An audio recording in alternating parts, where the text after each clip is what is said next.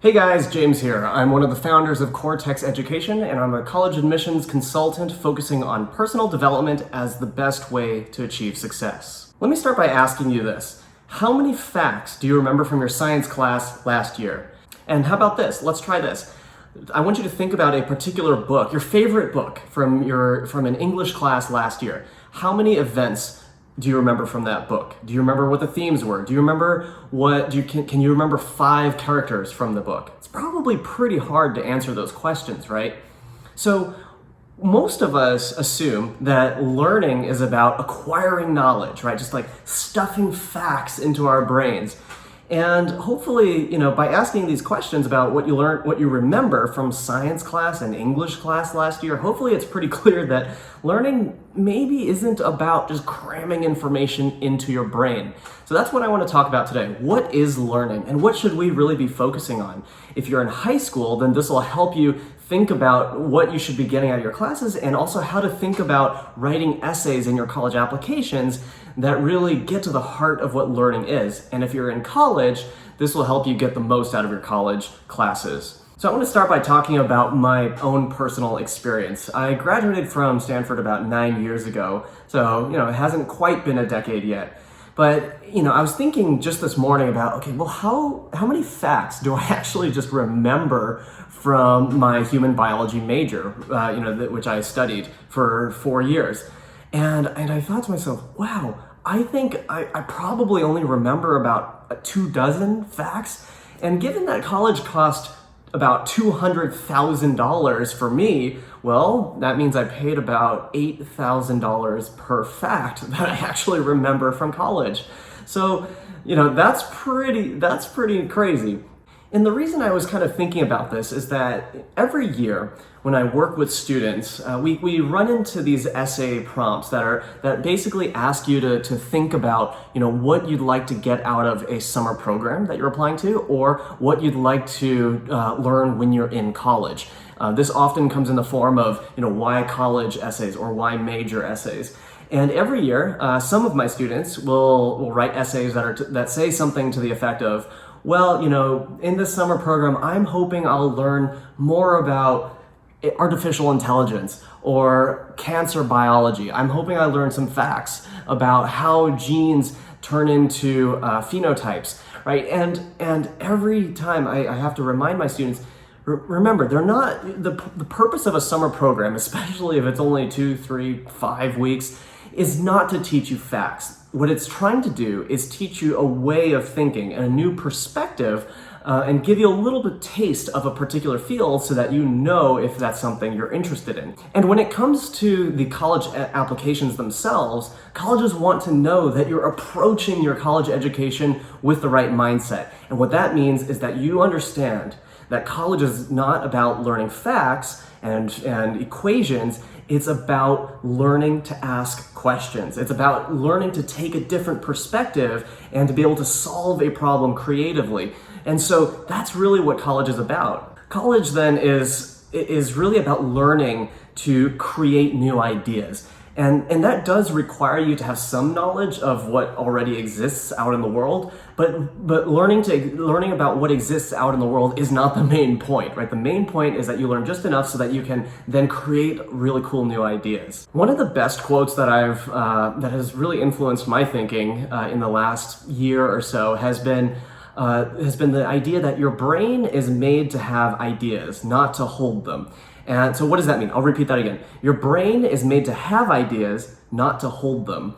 What does that mean? Well, that means that your brain is actually really good at coming up with new stuff, new information, new ideas, versus just merely storing information. And if you think about it, it's really obvious that that's true. We invented paper and pencil and pen to record information because our brains can't really remember all that well. A huge reason that computers exist is the same thing, that we want to store information. That's why we have Wikipedia. If you go to college thinking that you're going to become a world expert in some field because you know all the facts that there are to know about a field, well, sorry, but Wikipedia probably knows more about your major than you ever will. And so that's why we have to separate out the tasks. Our brains are not very good at storing information Let's use the machines to do that. Meanwhile, let's focus our brains on the task of creating new ideas. So that's what college and that's what learning, I think, is really all about. It's about developing the ability to create new ideas. So if you're in high school and you've got, summer program applications coming up or college applications coming up, and you run into an essay prompt that asks you what you want to get out of the summer program or why you want to participate in a particular major or go to a particular college, what you should think about is, how do I express the benefit of this summer program or this major at this particular college in terms of how it's going to help me think about the world differently? How is it going to prepare me to be a problem solver, a critical thinker in the future? Not, hey, I want to, learn all there is to know about cancer biology or about, medieval literature. That's really not the point, right? The point is that you learn just enough that you can then explode with new ideas and questions and come up with all kinds of interesting solutions to problems that are out there. So you want to express that that's the main point of the educational path that you're about to take.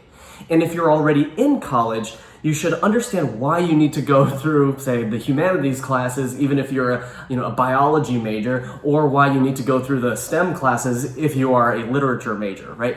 The reason for this broad education that colleges put you through is to build up that multifaceted perspective, that ability to switch ways of thinking. And again, with this point, I'll tell you about my own personal experience.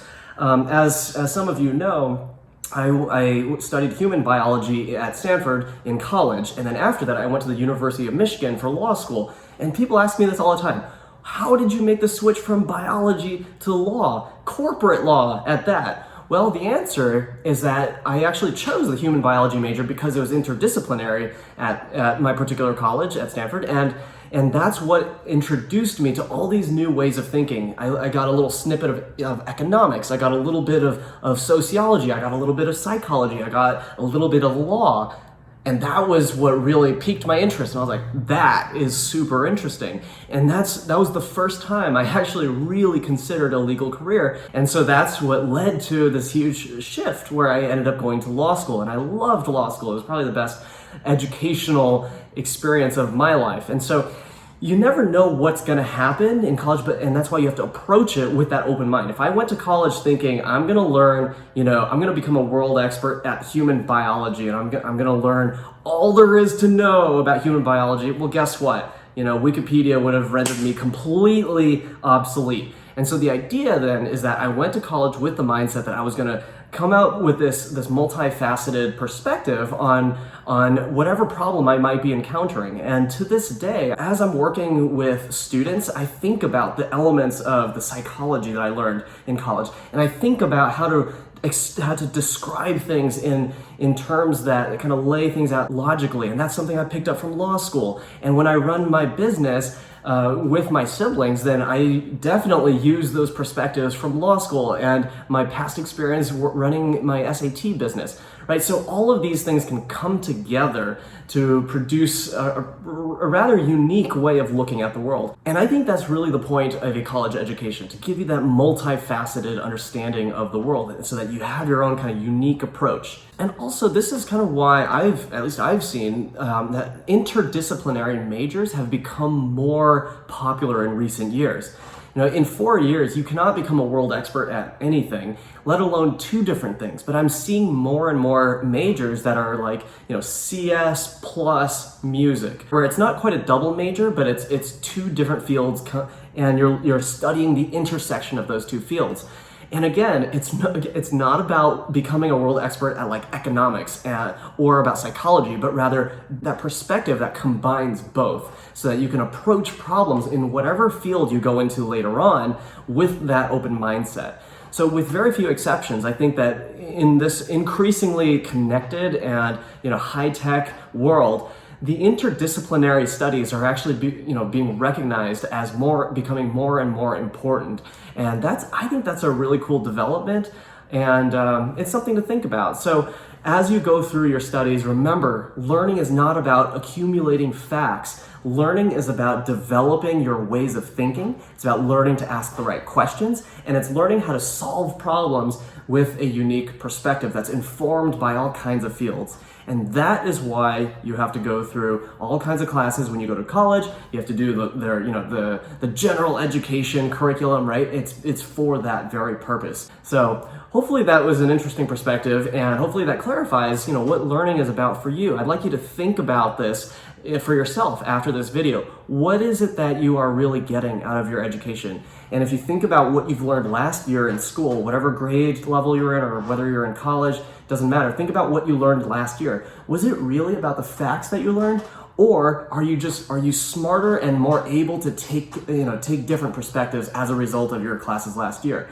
And I'm willing to bet it's the latter if we've done our job correctly as students and if your instructors have done the same. So hopefully this video gave you some food for thought, something to think about for the rest of the day. Again, my name is James. I'm one of the founders of Cortex Education, and I'm a college admissions consultant focusing on personal development as the best way to achieve success. If you like this video, hit that like button, hit the subscribe button down below, and hit the notification bell, and I will see you next time.